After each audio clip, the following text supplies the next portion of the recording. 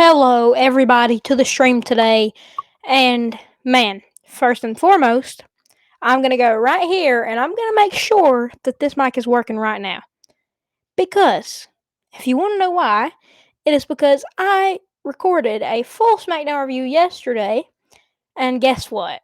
It didn't work. If you want to know why, see, now it's actually working. But the reason that I was so hesitant about today's stream was because last night I recorded one and it completely got wrecked. Like I uploaded it to YouTube and the audio didn't work. So I had a lot of good clips in there that I could have uploaded on Instagram and YouTube, but that's pretty sad. But now we're going to be doing it in the middle of the day at 8 o'clock. Right as Collision is going, I'm just now recognizing that I'm missing Collision as I'm recording this, so that kind of sucks. But either way, we got to get it out the way here. And the reason why I say out of the way is because I've already done it once, and I don't want to do it twice, but it is what it is.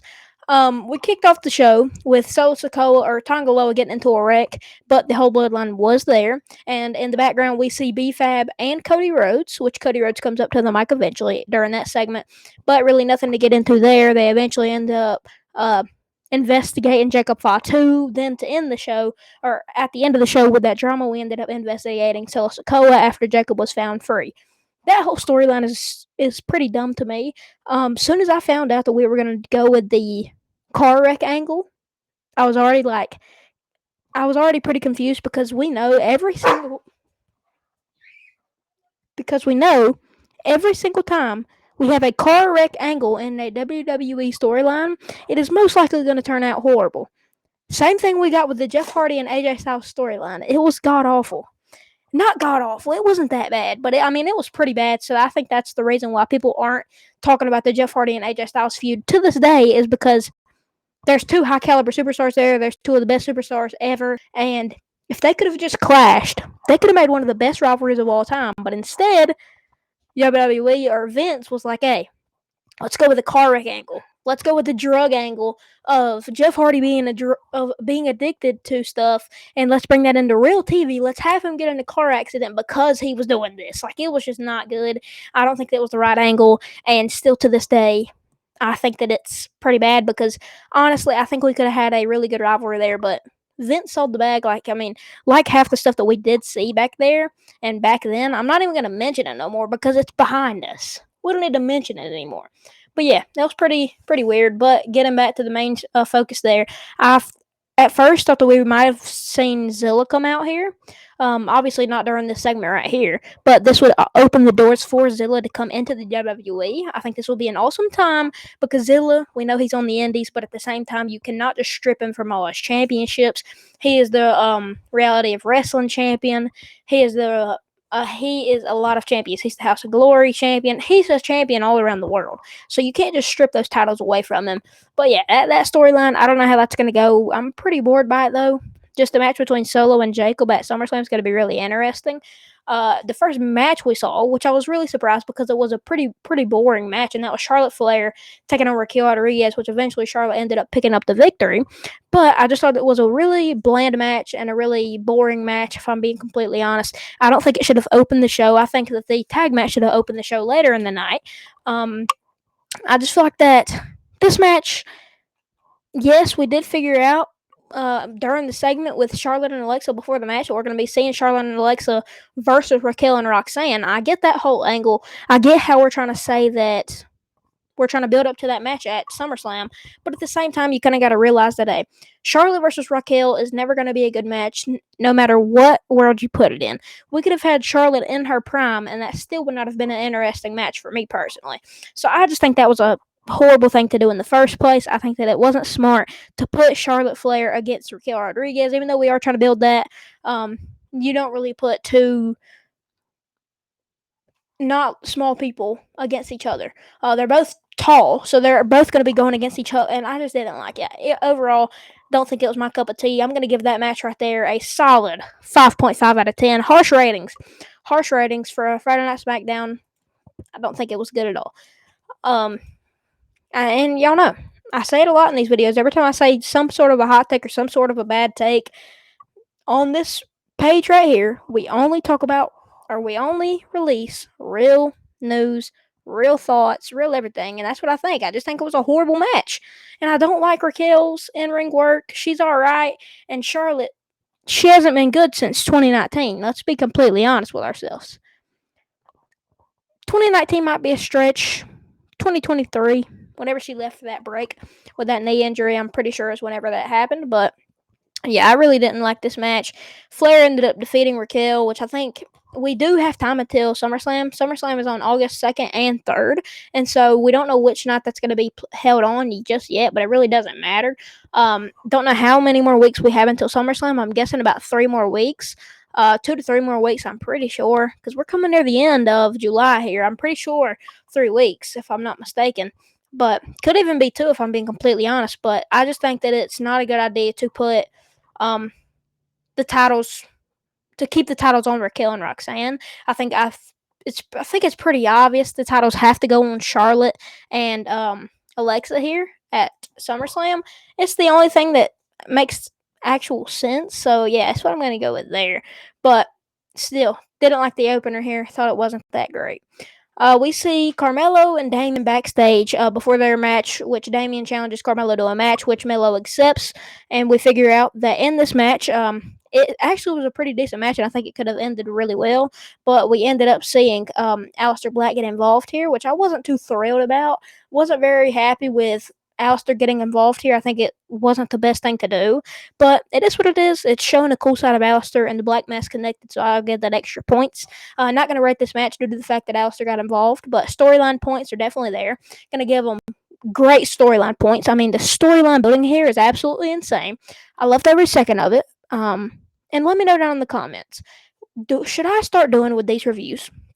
Should I just write down during the show stuff that I want to talk about, key points of the show, or should I just dive down everything I'm doing like now? Just break down every single thing, no matter what it is, no matter if it's god awful, share my thoughts on everything. That's what I've been doing for the past years. So, or the past couple of years, if I'm being completely honest. If you knew Cam's Life, if you know my old Cam's Life channel, and you know, if you're an OG, you know. We done this for a while now. We're gonna stick with the same mindset, because that's what I enjoy to do. You know. We see Solo come out with the rest of his family and said that Jacob Fatu is reckless without him because he doesn't listen to anybody.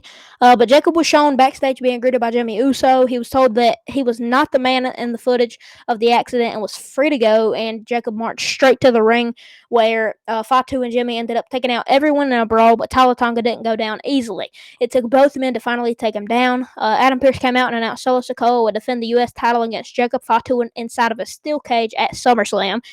Then he brought out the cops from earlier to take Sikoa into custody for trying to frame Fatu of the accident.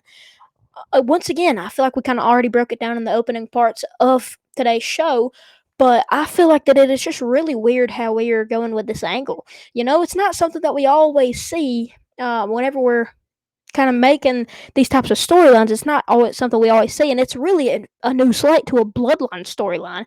This is the first time we've went with the cop angle, or like the, most importantly, car accident angle. I think that's the worst angle in pro wrestling, but sometimes it can be interesting. And I think with this, it's kind of just a clown type of angle. If I'm being completely honest, I think it's just something that doesn't need to be held.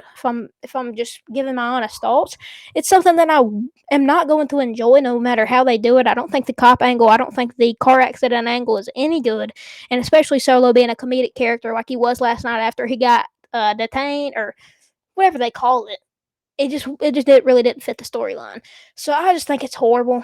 Yeah, I don't really know how I felt about that. We got Stephanie Valkyrie in her first match after winning the Battle Royal at the All Women's PLE Evolution 2, after winning and eliminating Lash Legend as the final 2 and going on to face whoever wins between Naomi, Rhea Ripley, or Io Sky at Clash in Paris. So that is going to be a very interesting match. But before that, Stephanie Valkyrie faced Alba Fire, where she would pick up the victory. And still, this time, we had no Chelsea Green at ringside, but we did have Piper Niven. So obviously didn't really do much.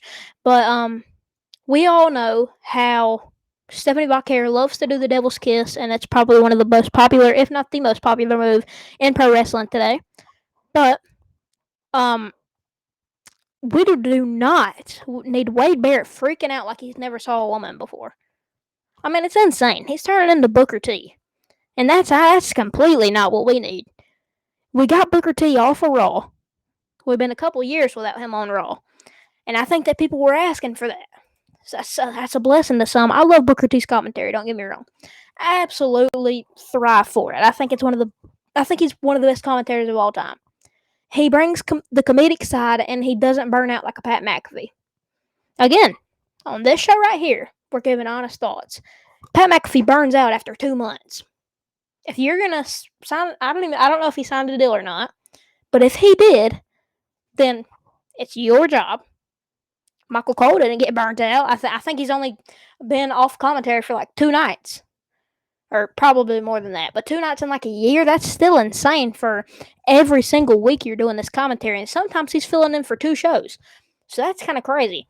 But I just think that Wade, he's such a good commentator, but he just doesn't need to try to act like somebody he isn't. He needs to stop trying to take over that funny role and just be kind of like a play-by-play sideliner for Michael Cole, you know?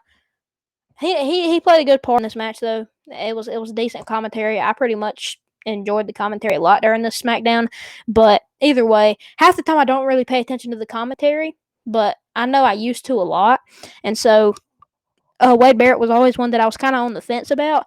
But tonight, didn't really enjoy his commentary, but I enjoyed Michael and him combined. I think it's really cool. Next is something that I really need to get off my chest. We saw Andrade and Rey Fenix defeat DIY, Fraxium, and Motor City Machine Guns in a match that makes 0 sense. It's the number 1 contender.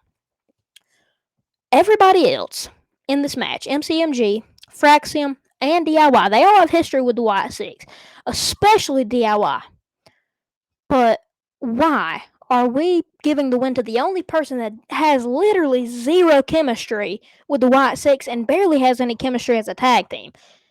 How many more months and years are we going to avoid putting the Lucha Bros together? Penta needs saving. He needs it bad. He's not in a tag team with AJ Styles. Quit putting him in tag team positions. Bring him back with Rey Fenix. Give us the Lucha Bros back, but in WWE form, and we'll be perfectly fine. Nobody is asking for Andrade versus Rey Fenix. It's an awesome tag team. It is nowhere near the high caliber level of the Lucha Bros. Can we just get it straight? There's no reason they should have won this match. It's not a good decision on WWE's part. It's not a good look by any means. And I think that it's just a horrible decision to make these 2 tag team and especially win because they're going to get mollywopped by the Y6. Let's be honest. So I thought that was a very dumb decision because honestly, I wanted to see either Fraxium or DIY win this match. Not a singular thought in my mind told me that Andrade and Rey Fenix was going to win. None of the storyline made me think, hey, let's give this one to Andrade and Rey Fenix. The only non-real tag team in this whole entire match. Let's give it to them. Let's make them look like the strongest tag team in the WWE. Like, come on, dude. It's just something that, it just makes me mad because there's no reason at all you should be giving it to this tag team. But whatever. I'm happy for Andrade and Rey both. Hopefully they go on to do good things as a tag team, but it's just, come on. Quit avoiding the Lucha Bros, man. Quit avoiding it. The Lucha Bros has already been brought up on WWE TV. There's no copyright treatment. Just lock it in. Awesome match there, though. I honestly would probably give that a solid 8 out of 10 match. And lastly, the final word between John Cena and Cody Rhodes before their match at SummerSlam, their rematch for the WWE Undisputed title. Firstly, Cody comes out, instantly signs the contract, and then lists out all his accolades, how he slayed the beast with no flinch, and how he done all this with no flinch, but how he did flinch at WrestleMania 41, and that's how he lost his title. He called John out there, where John would act like that he was not going to be at SummerSlam due to a high-caliber movie that he was going to be doing for Netflix. And he said that he already talked to the higher-ups, and he really looked like a good guy in this situation. He was trying to bribe the fans into thinking that he was going to be gone for SummerSlam, that he was really sorry, and he was trying to make the fans feel sorry for him until finally he said that he's done. He's going to go back to the back and go work on his movie, blah, blah, blah. Cody ends up taking his suit off, going to attack John, bringing him back in, hitting a splash onto Cena through the table with the contract in hand. But then, the biggest part about this all, Cody signs the contract for Cena, and then says that they're going to be in a street fight, which makes me think Cena's winning. And I know my guys, Alan Owens, I know my guy Santi, I know all my people that I stay in touch with, and I say call friends, think that Cena's winning this. And I have to agree with them because it makes perfect sense for Cena to retain here. But when are we going to see the the face side of Cena back? We have to see it before the retirement tour, right? Because Cena would be perfectly fine not doing any interviews after his WWE run. He would be perfectly fine with just doing movies and sticking to it. I just don't know how I feel about it.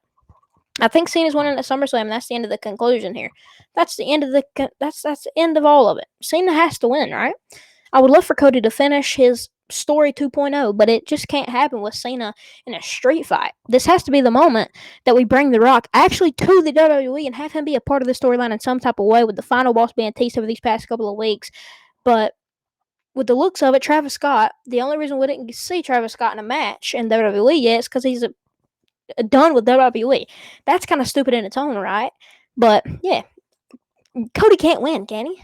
Is there any way in any world Cody can win? I am streaming on Twitch, by the way. I would read some of y'all's chats, but I cannot see the chat right now because I have to go to the article to see what the results were.